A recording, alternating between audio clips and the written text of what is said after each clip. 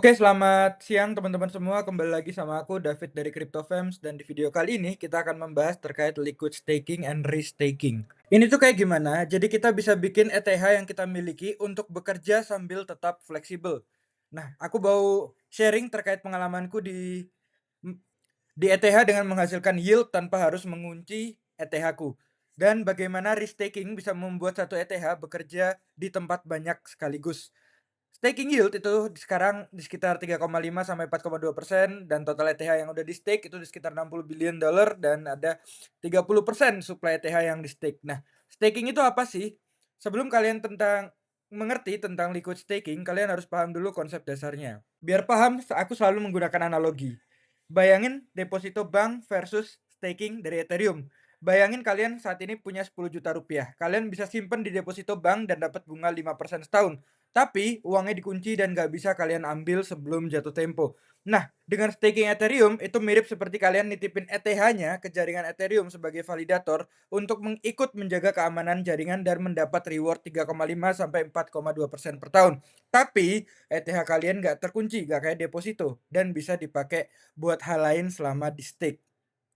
Akan tapi ada bare minimum 32 ETH, di mana untuk jadi validator solo di Ethereum kalian butuh minimal 32 ETH. Buat kebanyakan orang Indonesia ini hampir mustahil. Dan disinilah liquid staking itu jadi solusi. Nah, apa sih bedanya reguler versus liquid staking? Perbedaannya cuma satu, di fleksibilitas. Dan liquid staking nge-solve masalah terbesar dari staking tradisional. Sekarang kita bahas staking biasa dulu. Staking biasa tuh ETH kalian terkunci, nggak bisa dipakai, atau dijual selama staking berlangsung, butuh minimum 32 ETH untuk menjadi validator solo, dan mungkin sebagian besar masyarakat di Indonesia belum sampai di situ, jadi ada hadir liquid staking. Nah, tapi di staking biasa juga tidak bisa dipakai di DeFi, trading, atau protokol lainnya. Yieldnya juga kalah saing sama liquid staking, teman-teman. Dimana yieldnya itu 3,5 sampai 4,2%. Sedangkan yield dari liquid staking sama, tapi ada potensi bonus dari DeFi. Nah, kemudian di staking biasa itu ada keunggulan, yaitu resiko minimal, teman-teman, karena berlangsung di protokolnya Ethereum. Kalau liquid staking itu ada resiko tambahan di smart contract dan di back risk. Nah, analogi mudah biar teman-teman paham, biar nggak terlalu kripto banget, kita pakai istilah perbankan. Bayangin kalian naruh uang di deposito bank, tapi banknya kasih kalian sebuah sertifikat deposito yang bisa kalian jual ke orang lain atau kalian gunakan sebagai jaminan pinjaman. Nah, itulah liquid staking token.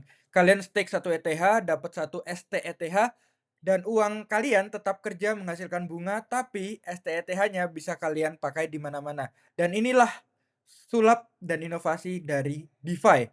Nah, sekarang kita bahas terkait gimana cara kerjanya.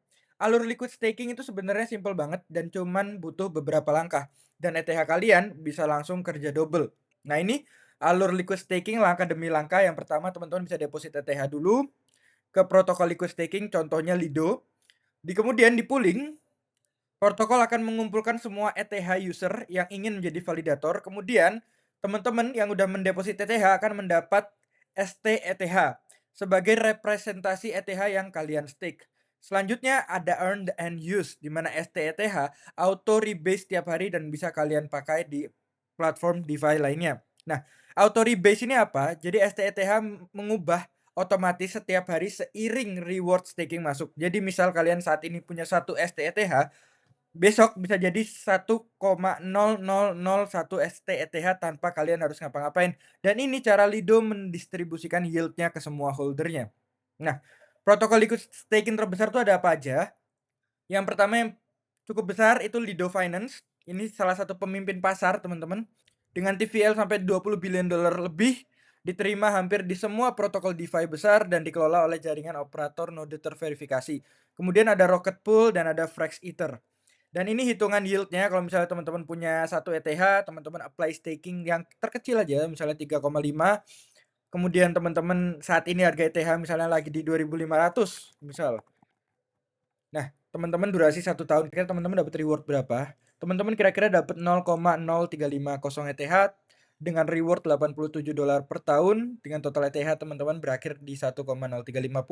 Jauh lebih baik daripada teman-teman cuma beli ETH tapi cuma disimpan aja, tapi tetap ada resikonya yang nanti bakal aku bahas. Nah, kemudian apa itu risk taking? Nah, kalau liquid staking itu ETH kerja sambil tetap fleksibel, risk taking itu ETH-nya sama bekerja di tempat banyak sekaligus. Ini konsep yang lebih advance tapi lebih beresiko. Analoginya kayak kontraktor multi proyek. Bayangin kalian punya toko yang udah bayar sewa di gudang yang besar, daripada gudang itu nganggur, kalian sewain juga ke bisnis tetangga yang butuh buat nyimpen barang. Kalian dapat penghasilan dari dua sumber di aset yang sama. Nah, restaking itu persis kayak gitu. ETH kalian yang udah di stake itu bisa kalian stake lagi di protokol lain kayak agent layer untuk menjamin keamanan jaringan lain juga. Rewardnya jadi berlipat tapi kembali lagi resikonya juga berlipat. Nah, sistem berlapis dari risk taking, di mana satu ETH itu bisa bekerja di 3 lapisan sekaligus, di layer 1, layer 2, layer 3. Nah, sehingga ada potensi 7 sampai 12% per tahun yield-nya. Tapi ingat, setiap layer tambahan sama dengan risiko tambahan. Slashing di satu layer bisa berdampak ke semua layer. Risk taking ini cocok buat yang orang yang benar-benar udah paham DeFi, bener ngerti hot wallet kayak gimana cara kerjanya, ngerti cara nyimpen duitnya gimana. Nah, ini platform risk taking utama ada banyak ya. Aku sebutin 3 dulu aja, yaitu agent layer, ada Ether.fi sama Symbiotic.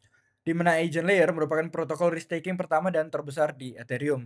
Nah, ini kalau teman-teman lihat pertumbuhan liquid staking itu cukup fantastis, teman-teman. Di mana semuanya didominasi sama Lido STTH yang bisa dipakai untuk risk taking di mana aja.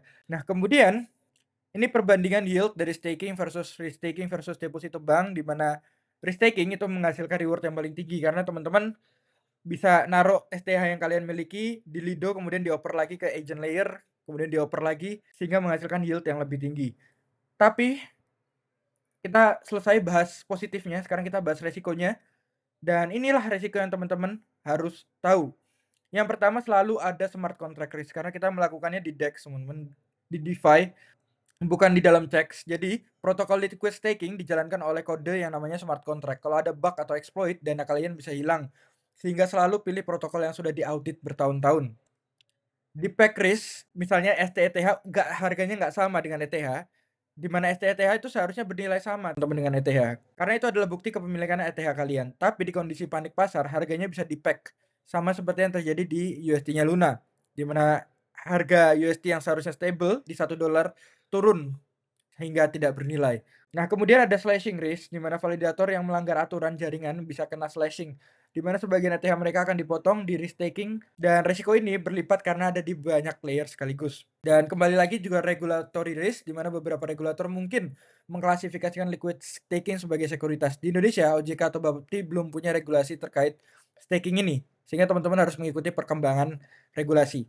Ini juga ada beberapa kuis singkat buat teman-teman apakah udah paham terkait materi yang udah disampaikan, dan ringkasannya untuk menutup diskusi hari ini, inilah yang kalian pelajari hari ini. Liquid staking sama dengan ETH, kamu dapat yield 3,5 sampai 4,2% dan tetap liquid karena kalian dapat LST yang bisa kalian pakai di DeFi. Kemudian bisa di restaking STETH yang kalian dapetin untuk menjamin keamanan jaringan lain lewat agent layer, di mana yield-nya berlipat tapi sebanding dengan risiko. Risikonya juga berlipat kalau ada smart contract risk dan lain-lain. Kemudian ada LST, liquid staking token seperti STETH, RETH, FRXETH. Token ini merepresentasikan ETH yang kalian stake. Nilainya auto naik seiring yield masuk. Tapi tetap ingat resiko utama ada smart contract bug, deep risk, slashing risk, dan makin banyak layer, semakin banyak STETH yang kalian risk taking, makin tinggi resiko. Sehingga teman-teman lakukan riset dulu sebelum berinvestasi. Dan sebagai penutup, semua yang aku omongkan ini bukan saran investasi. Di sini hanya pengalamanku terkait berjelajah di kripto. Di sini aku hanya sharing pengalamanku sendiri, dan kripto memiliki resiko yang sangat tinggi sehingga teman-teman bisa kehilangan seluruh modal kalian. Jadi penting banget buat kalian belajar dulu daripada buru-buru mendapatkan profit yang banyak. Sekian dulu dari aku, teman-teman bisa follow TikTokku David_P_Putra, dan sampai jumpa di video selanjutnya.